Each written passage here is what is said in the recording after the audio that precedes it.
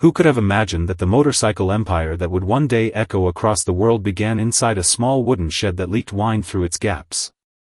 Long before the name became associated with roaring engines and open roads, William Harley was simply a young man working in silence with his companions, surrounded by cold air, rough tools, and the fragile hope that something meaningful could be built from almost nothing. The world outside was indifferent, heavy with the hardships of its time, yet inside that fragile structure there was a different kind of weather, one made of persistence, curiosity, and the quiet refusal to give up. In those early days, there was no sense of future glory. There was only the present moment, stretched long by winter nights and the steady rhythm of experimentation. The shed stood in Milwaukee where winters were harsh and unforgiving. Breath turned to mist in the air and settled on metal surfaces that were never warm for long. William Harley and his companions would gather close not only to conserve heat but also to stay near the fragile heart of their work, a small engine that represented something far greater than its physical parts. It was not just machinery they were assembling. It was a question they were trying to answer about whether human intention could be shaped into motion. Every day began with the same uncertainty. Parts did not fit perfectly. Materials were not ideal. Tools were limited. Yet none of this stopped them from continuing the slow process of adjustment and refinement. Filing a piece of metal was not just a mechanical action. It was a form of attention, a way of listening to the resistance of matter and responding with patience. The sound of metal against metal became a language they understood better than words. When the engine was tested and failed, they did not see defeat in it.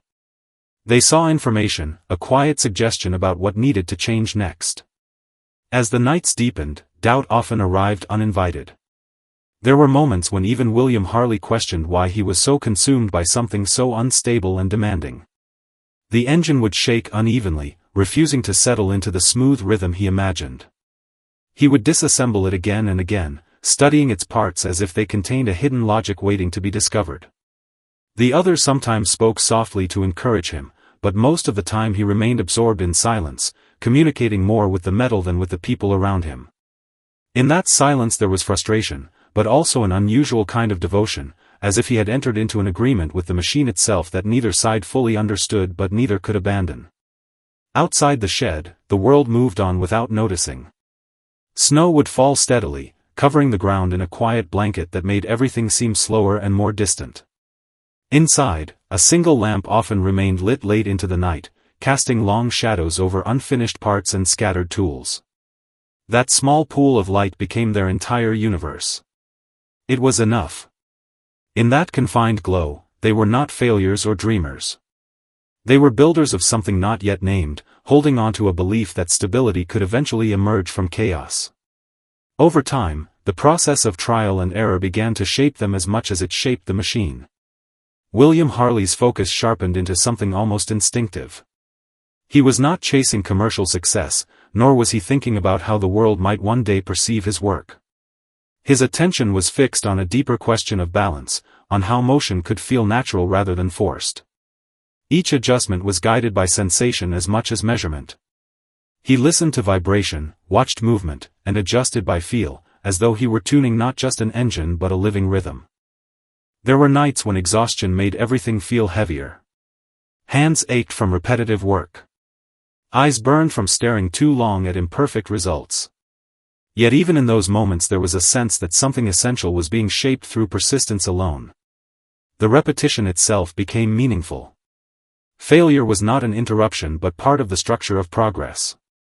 Slowly, almost imperceptibly, the machine began to respond differently. Its irregularities softened. Its movements began to suggest coherence rather than disorder. The turning point came quietly, without ceremony or anticipation. It happened during a test that was not expected to be different from any other. The engine was started again, and for a brief moment the shed filled with a sound that had never been heard before. It was steady, powerful, and strangely alive. Dust lifted from surfaces as the vibration spread through the wooden walls. The air itself seemed to change density, as if the space had become aware of its own transformation. William Harley stood still, watching and listening, not immediately reacting with celebration but with a kind of calm recognition, as if something long pursued had finally aligned with reality. In that moment there was no thought of empire or legacy. There was only the quiet realization that persistence had taken form. The years of failure were not erased but reorganized into meaning. What had once been uncertain and fragile now carried direction. It was not just an engine that had come to life. It was a shared effort between human endurance and material resistance that had finally reached harmony. Later generations would speak of the achievements that followed, of how a small beginning grew into something vast and influential. But those narratives often moved too quickly past the shed itself, past the cold nights and the repeated disappointments that shaped everything that came after. The truth of the beginning was not grandeur but endurance. It was the willingness to remain present in difficulty without knowing whether it would lead anywhere at all. As time passed, the wooden shed became part of history, but in memory it remained suspended in something quieter and more intimate. It was a place where ambition had not yet hardened into identity, where dreams were still flexible enough to fail without disappearing. In that space, William Harley was not yet a symbol. He was a person learning how to persist through uncertainty, learning how to listen to the slow language of trial and correction. The story that began there is often retold as the origin of a great machine legacy, but its deeper meaning lies elsewhere. It speaks to the part of human experience that is willing to continue even when progress is invisible, when effort seems to dissolve into repetition, when the outcome is still unknown. It is about the hidden patience that exists before success becomes recognizable. And even now, when the world is filled with speed and noise, there is something in that early silence that continues to resonate. The shed, the cold air, the dim light, and the steady work of hands over metal all form a reminder that creation is often born in conditions that appear inadequate. What matters is not the environment itself but the determination to remain within it long enough for something new to emerge. In the end, the beginning of this story is not really about machines.